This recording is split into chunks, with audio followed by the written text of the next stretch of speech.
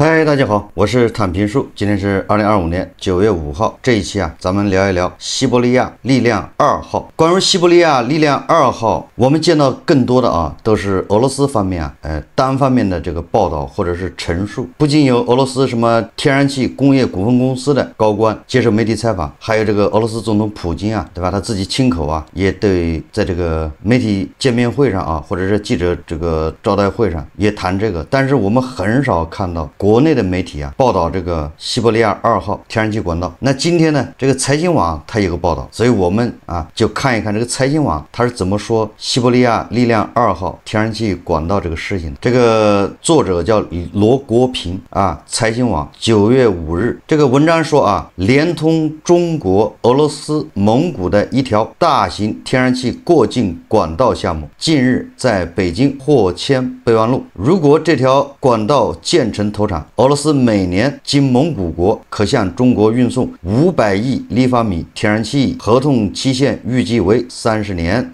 这个是叫备忘录不是协议。这个我理解的备忘录它类似于这个会议纪要，当然比会议纪要恐怕还要稍微有点约束力一点，但它绝对不是协议这个俄罗斯叫塔斯社北京分社9月2日报道，俄罗斯天然气工业股份公司首席执行官阿列克谢米勒提及上述信息。这条天然气管道被俄方称为西伯利亚力量2号管道。9月2日，中国国家主席在北京人民大会堂同俄罗斯总统普京、蒙古国总统呼日勒苏赫举行中俄蒙3国元首第7次会晤。据蒙古国总统办公室消息，你看财经网它是看蒙古国总统办公室发的消息说各方在会晤中同意将中俄蒙经济走廊规划延长5年至2031年，并实施从俄罗斯经蒙古国至中国的天然气管道项目。500亿立方米天然气相当于中国2024年全国天然气消费量的 12%， 全国天然气进口量的 27.5%， 是对国内天然气供给具有一定影响的进口来源。尽管俄罗斯与蒙古国多次对外透露上述项目消息，不过至今中国官方或相关企业尚未就项目进展发布正式消息。据财新了解，这是财新网说的他说对中方来说，该项目尚处于意向可研阶段，就是可行性研究还停留在这个阶段呢。何时开始落地执行尚待明确。这条西伯利亚力量2号管道在中国被命名为中俄西线，管道总长6000余公里，从俄罗斯的叫亚马尔半岛出发，穿越蒙古国全境，在蒙古国段被称为联盟东方号，在蒙古国境内长962.9公里，也就是将近1000公里最终接入中国新疆和华北地区的天然气管网。若西伯利亚力量2号管线建成并达到预期输送最高量，加之原有中俄2条跨境管线进一步增送，就是增加这个送气量俄罗斯每年向中国供应的天然气总量将达1060亿立方米。若以2024年数据为基数计算，这相当于当年中国天然气消费量的1/4，也就是咱们2024年是4260亿立方米这个消耗量这个也占中国天然气进口量的 58%。多家机构分析认为，到2030年，中国天然气消费量预计逐渐攀升至约6000亿立方米。以此计算，仅是俄罗斯管道气供应就能占到 17.7%。这文章说他说定价是中方看重的因素，亦是该项目谈判的焦点。阿列克谢米勒最新表态说，中俄西线供应价格尚未确定，但由于运输路线更短，物流成本更低，经由该项目向中国输送天然气的价格要比向欧洲客户供应天然气价格更低。欧洲客户的天然气价格好像也分几种它那个匈牙利和斯洛伐克他们的价格好像是最低，那是不是意味着对吧，给中国的这个天然气比匈牙利和斯洛伐克还要低这个不清楚据俄罗斯塔斯社报道，俄气公司负责人，也就是俄罗斯天然气工业公司简称俄气公司负责人说西伯利亚力量2号将是全球天然气行业规模最大、资本最为密集的项目。另据俄罗斯商业媒体《生意人报》9月4日报道说，俄罗斯能源部长谢尔盖·齐维列夫表示，该项目仍处于初步可行性研究阶段，后续需敲定融资方案及其他事宜。什么融资方案？这谁出钱修？目前俄罗斯这个状况，他能出钱修吗？蒙古境内1000公里，蒙古有钱修吗？反正这个事情对蒙古来说，那绝对是天上掉馅饼。但是他也怎么说呢？或者叫没有免费的午餐。你想啊，这个俄罗斯经过乌克兰的天然气管道啊，然后给这个欧洲用气嘛，他那一条管道一年才输送多少天然气啊？乌克兰为此啊，这个过境费一年就要收10个亿美金。那个西伯利亚力量2号，它设计的是500亿立方米啊，在这个蒙古国境内是1000公里长。那这个管线，你想它一年假设啊，它也只收10亿美金过境费啊。整个蒙古它 GDP 才多少啊？蒙古国还人口只有300万，你说10亿美金，这300万人分，这是什么概念？就是啊，人均每个人就300美金，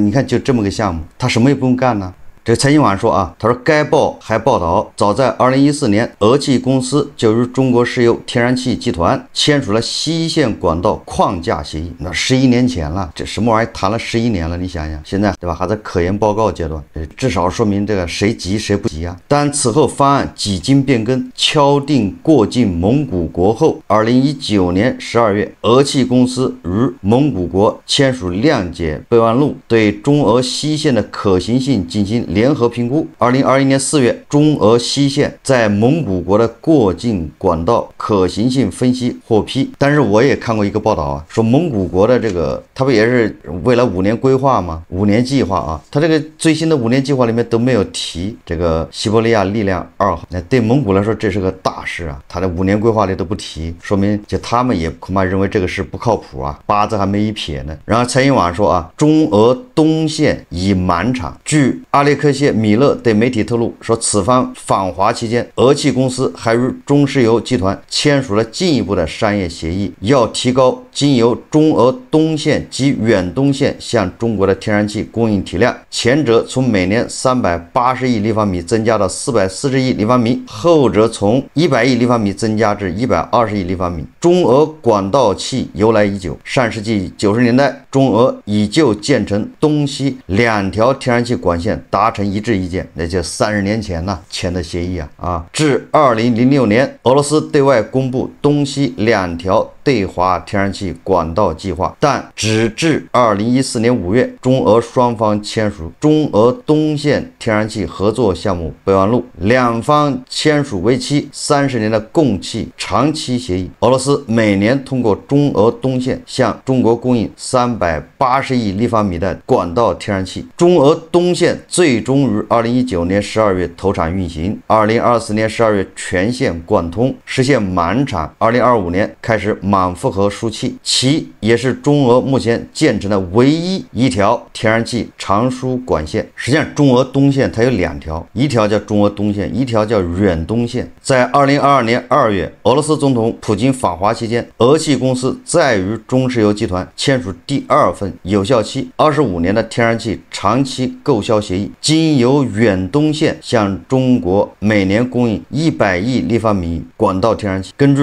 俄罗斯卫星社报道啊，远东线预计于2027年建成投产，也就是远东线还没有建成呢。投产以后啊，每年要供应100亿立方米的管道天然气。财经网说啊，说天然气供需形势宽松，什么意思啊？也就是说，对中国来说，目前天然气已经不是那么就是稀缺或者叫短缺了，已经是很宽松。宽松要从2方面来理解啊，一个就是也可能我们需求量啊没有想象中那么旺盛，这个跟经济有关系，对吧？你经济如果是低迷的话，那你对能源的需求不就下降了吗？还有一个就是供应方面，也就是说现在天然气供应已经是多样化，尤其是液化天然气。说多位业内人士指出啊，在地缘政治割裂的当下，中俄大型天然气管道项目气源稳定、量大、距离也近，相比液化天天然气，就是 LNG 啊，更能保障能源安全。另一方面，该项目定价体系当与油价挂钩，也就是说它的价格波动啊更低，比那个液化天然气价格波动要低得多。若项目最终投产，势必将改变中国天然气进口结构。中国天然气对外依存度长期在40%左右。2024年，中国进口的1817亿立方米天然气中 ，LNG 进口占天然气进口的总量的58%。实际上，咱们2024年1817亿立方米进口的天然气，那俄罗斯只占对吧300多亿啊。这个排第一的是谁？恐怕很多人都不知道。说澳大利亚、卡塔尔、俄罗斯、马来西亚以及美国等5个国家供应了咱们就是进口天然气的80%以上，也就是我们这个进口的天然气啊，澳大利亚和卡塔尔、俄罗斯、马来西亚、美国是主要的来源，占80%。那其中对吧，天然气分管道天然气和那个液化天然气啊，就 LNG 啊，这个管道天然气啊占42%。那这个管道天然气呢，是土库曼斯坦与俄罗斯两国占了80%。恐怕很多人都不知道啊，土库曼斯坦是咱们这个管道天然气的一个最大的来源。说一位天然气分析师认为，全球 LNG 出口大国以美国、卡塔尔、澳大利亚为主，而美国在2023年已成为全球 LNG 最大出口国。他说，但未来几年啊，随着更多的 LNG 产能释放，市场价格预计整体走弱。该分析师进一步指出啊，当前天然气供需形势相对宽松，国内增加供应没有那么迫切，且上述项目途经第三方蒙古国，必然增加过境成本。什么意思呢？就是这个财新网说的这个意思啊，就是西伯利亚力量2号经蒙古国这个方案有人不满意，因为你增加了一个国家，对吧？相当于增加一个合作伙伴，你就增加了变数，谁也不希望这么大一投资啊，完了之后中间变数特别多。说多家机构认为啊，2025年随着国际供应与中国国内 LNG 接收站能力提升，也就是咱们的液化天然气啊这个接收站啊提升，然后又由国内天然气增产叠加需求增速放缓，国内天然气供需形势整体宽松。2025年1到7月，中国天然气进口量同比下降6.9%，进口均价同比下跌6.7%。也就是说，今年1到7月跟去年比，咱们天然气对吧需求量都下降了7%了，进口的价格也下降6.7%。也就是说，对中国来说，这个天然气并不是那么迫切。所以这个咱们就看到啊，更多的是从俄罗斯方面对吧，这个单方面陈述啊，西伯利亚力量2号，好像这个咱们这边也没有媒体报道，咱们好像也对这个不是特别的这个，或者至少不是特别着急吧啊，这就是财新网的一个报道啊，就是咱们对这个西伯利亚1号、西伯利亚2号、什么中俄西线、中俄东线、远东线大概一个了解。这个中俄东线这个2024年12月，就去年12月才全部那个贯通啊，才打产，那个天然气好像一直经那个华北啊，一直到上海的。所以说从这个财新网的报道啊，还有对吧，咱们自己观察的这个西伯利亚力量2号，给我们感觉好像就是剃头挑子一头热，就是俄罗斯非常着急，拉着这个蒙古的总统对吧要谈这个事，但是好像咱们这边不是特别急啊。俄罗斯的天然气是好啊，正好跟咱们互补对吧，咱们就需要能源，咱们又缺，但是啊也得要防止德国对吧这样的事件发生。俄罗斯侵略乌克兰之前啊，德国好像60%还多少的天然气是来自俄罗斯啊。大家还记得什么1号北溪2号吧？北溪2号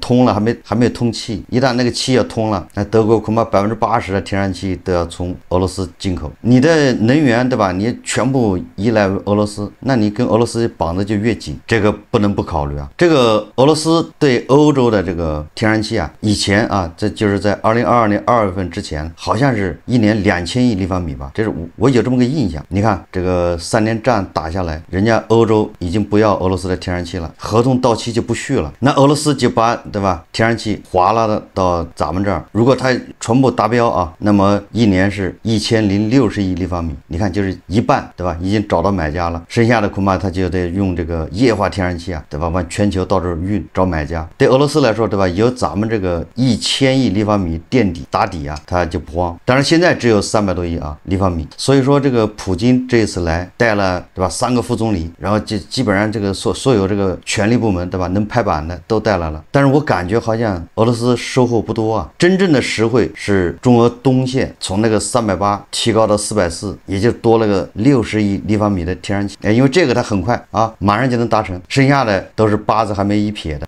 不知道大家有没有关注啊？这个普京这次到天津啊，下飞机以后，那个红地毯好像特别短，比那个普京去那个阿拉斯加，对吧？那美国大兵趴在地上铺的那红地毯短多了。哎，如果要对比啊，以前普京每次来，我有印象啊，就我记得不一定准，就是好像每次都有小朋友送花嘛，还敬个礼，对不对？好像这次也没安排，好像只有一战队，对吧？就是在那个红地毯两边啊，然后就没了，大家自己细细品味啊。再加上特朗普，对吧？在那儿指责，对吧？他在那儿说这个啊，大国啊跟俄罗斯跟朝鲜密谋对付美国，所以某种程度上啊，这个也有给这个事情降温的意思，对吧？就不要搞得太过，特朗普起疑心了，特朗普心里不舒服啊，对吧？然后那个欧盟，对吧？还有北约的那些头子，那个秘书长吕特，他们都开始说话了，对吧？说这3个不友好国家已经开始密谋要对付他们，所以从这个角度来说啊，